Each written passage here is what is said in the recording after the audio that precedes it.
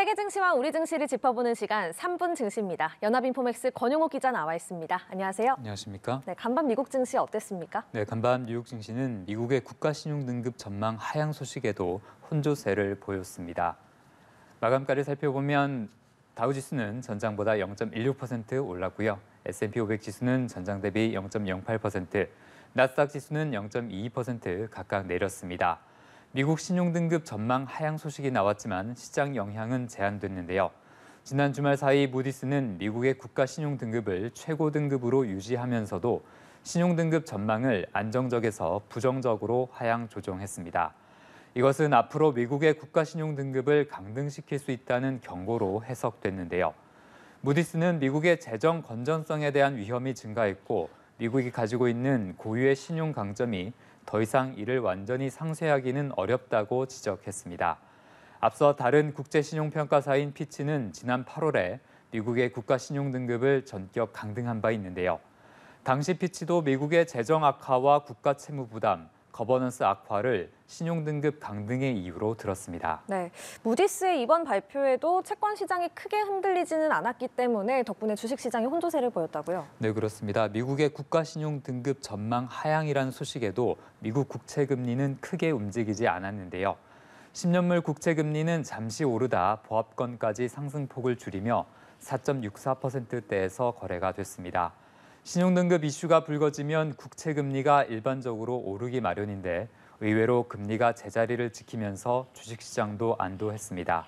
시장이 미국 국가신용등급보다는 하루 앞으로 다가온 10월 소비자 물가지수 등에 더욱 주목하고 있기 때문으로 해석되는데요.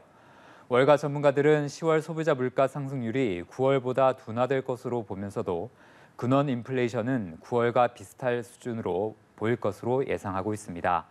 한편 연방준비제도의 금리 정책과 관련해서 기준금리 인하가 내년 여름쯤에야 가능할 것이란 관측도 나오고 있는데요.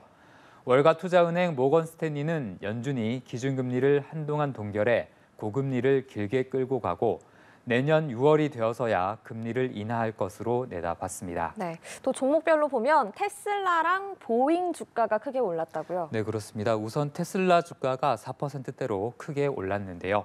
미국 최대 규모의 공적 연금인 캘리포니아 공무원 연금이 지난 3분기에 테슬라와 리비안의 주식을 추가 매입한 것으로 나타났습니다. 이 소식에 테슬라와 함께 리비안의 주가는 5%대로 급등했는데요. 항공기 제조업체 보잉의 주가는 에미레이트 항공이 보잉 항공기 95대를 구매한다는 소식이 전해지며 4% 이상 올랐습니다. 엔비디아는 내년 2분기부터 기존보다 성능이 2배 가까이 향상된 신제품을 출시하겠다는 발표와 함께 주가가 강보합권을 보였습니다. 네, 마지막으로 오늘 코스피 전망 짚어주시죠. 네, 어제 코스피는 외국인 매도세 속에 소폭 내렸는데요. 지수는 2,404 부근에서 거래가 됐습니다. 오늘 코스피는 보합권 근처에서 출발할 것으로 전망됩니다. 국내 증시는 미국 신용등급 전망 하향 재료를 뉴욕보다 하루 먼저 반영하며 다소 부진했는데요.